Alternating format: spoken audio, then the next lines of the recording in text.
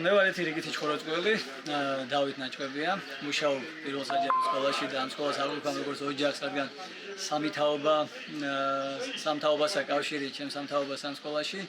მეცე სკოლა მაგდამთავრებული. რომელ საგანს ასწავლეთ სკოლაში? ქართულ ენასა და ლიტერატურას. და რამდენად ესეთი რთულია მასწავლებლის პროფესია ახალგაზრდა კაცისათვის? პროფესია მარტივი არცეთი არ არის, უბრალოდ სიყვარული გეხმარება, სიტულებები გადალახო, რაც პროფესიაში. არსებობს პროფესია მარტივი, მაგრამ არსებობს პროფესია, რომელიც გიყვარს და რომელშიც შეგიძლია ჩადო მთელი ენერგია. როგორ მოხდა ეს თეატრთან კავშირი? ხო, ძალიან ისე სპონტანურად მე არანაირი თეატრალური გამოცდილება არ მაქვს არ სკოლაში, არც დამთამაში, არც უბრალოდ ერთ-ერთ ნაწარმოებზე ავდივები. დათო დარსალიას დასის წევრები არიან შემოსავლები და ერთ-ერთმა თქვა, ხო არ დავდგათ სპექტაკლი, რადგან დიდი სიამოვნებით დავთანხმდიან.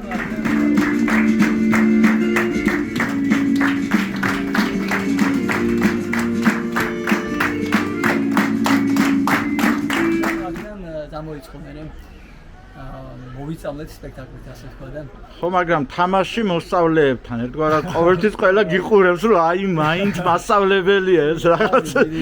ხო. გამოსაიკო ჩემთვისაც და იმიტომ ვითამაშე უფრო რომ როცა ხედავენ რომ ბავშვები ხედავენ რომ შენ მათ მეგობრად თვლი უფრო მოყოლბიან და არ უნდა გზნობინ რომ მე მასწავლებელი შენ მოსწავლე შენ ვართ ერთი გუნდი და იქ მეტნაკლებობა არ არსებობს და ალბათ თუ გამოგდის სპექტაკლები ალბათ ეს იმის დამსახურებაა რომ ჩვენ მუშაობთ როგორც ერთი გუნდი და აქ არ არის რაღაცა ის მეტი და ეს ნაკლები და აი მაინტერესებს ხა ახალგაზრდა პედაგოგის გამოცდილება ერთ თემაში. აი როგორია აუდიტორიაში, ახლა უნდა მასწავლებელი მკაცრი იყოს და აუდიტორიის გარეთ. სხვა შორის სიმკაცრი დამად ვერ მოერევები. არასდროს არსად არჭრის პოლიციური მეთოდები, მით უმეტეს საქმიანობაში, რომელსაც ჩვენ მასწავლებლები ვემსახურებით, პირიქით, საკმარისია ბავშვმა დაგიგულოს მეგობრად და მერე გახსნილ გაქვს ყველა გზა, თორე თუ მან არ მიგიღო ბავშვმა ურთიერთობაში არ მიგიღო, თვალზე პირად რო იცოდე ხისავასთან ეს არაფერს არ მოგისმენს უბრალოდ და არაკო.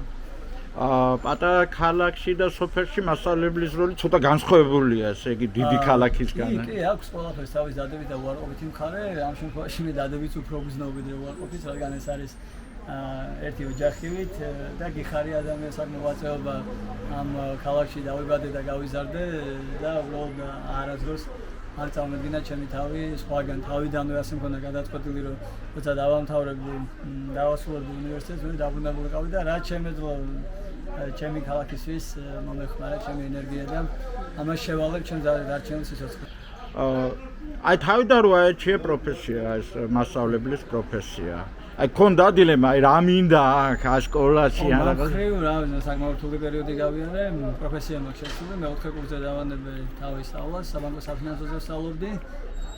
მიუხედავად იმისა, რომ მათემატიკა დღემდე მიყვარს და ისე თუ ასე გამომდიოდა, მაინც და ამირანჟღენტი ასწავლდა და დიდი პატივისცემით მოიხსენებდა ღმერთმა თო შემოყოფს მისასული, შეგვაყვარა მათემატიკა.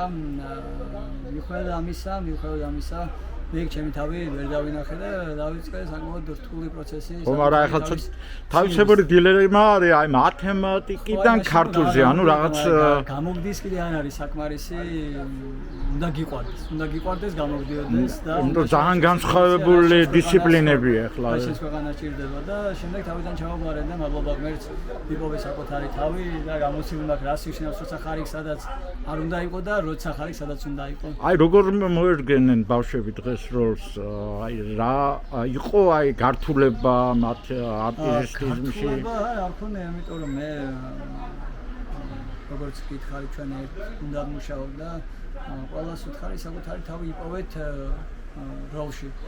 ანუ თვითონ რეალურად ერთად დადგით, ხო? ერთად, ნუ ისინი უფრო არიან ჩემი მასწავლებლები, ვიდრე მე მათი იმდანაც უცხოელი ბავშვები არიან, რომ მადლობელი ვართვის რომ ეს კლასი მარგუნა.